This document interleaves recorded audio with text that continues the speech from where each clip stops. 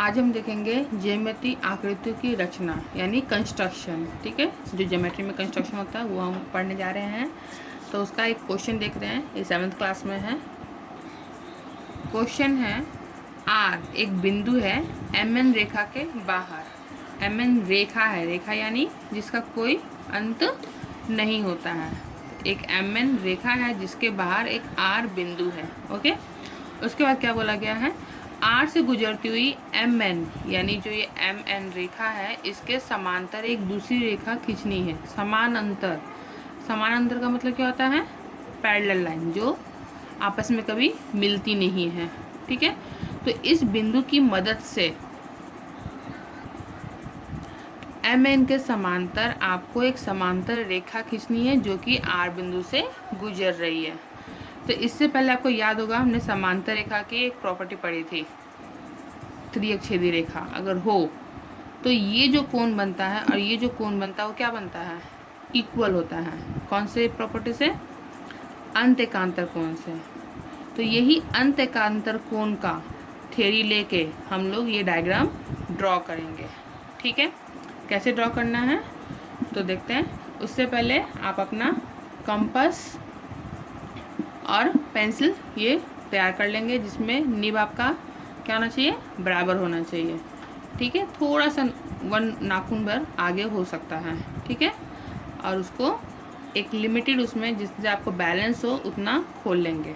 ठीक है, और क्या करेंगे, अभी हम एक लाइन खींचते हैं एम एन, ये हमने खींच लिया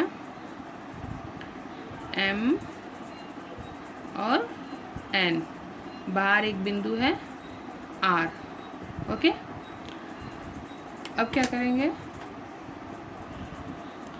इस आर बिंदु से यहाँ एक लाइन खींचेंगे।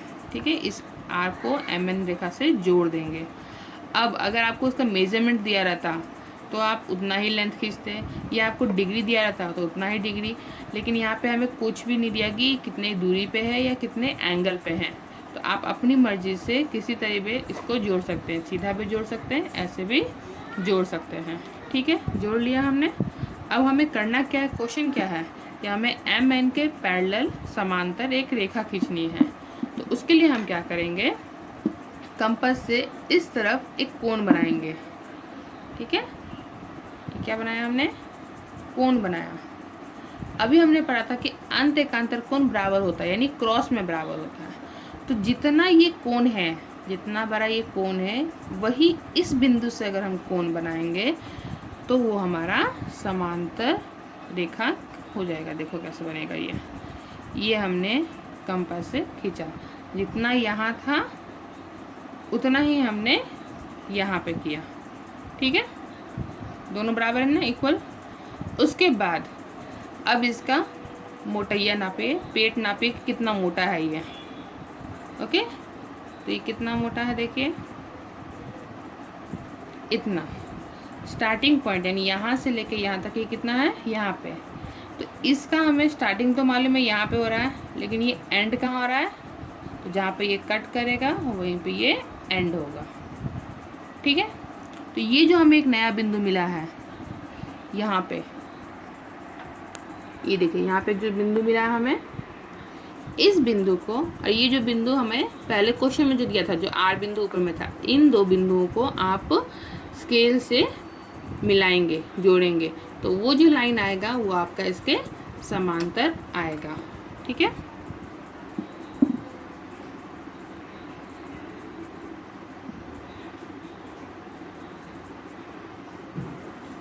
इस तरीके से। तो ये हमारा क्या आया, एम एन के समांतर रेखा आर बिंदु से। ठीक है, इसी तरीके से कई क्वेश्चन ऐसे दिए रहते हैं, जैसे कि एक क्वेश्चन मैं आपको बोल रही हूँ, उसका रफ स्केच बना कर बता रही हूँ। प्रकार और स्केल की सहायता से 60 डिग्री का कोण बनाना है। ठीक है, हमने 60 डिग्री का कोण बनाया, ए बी सी।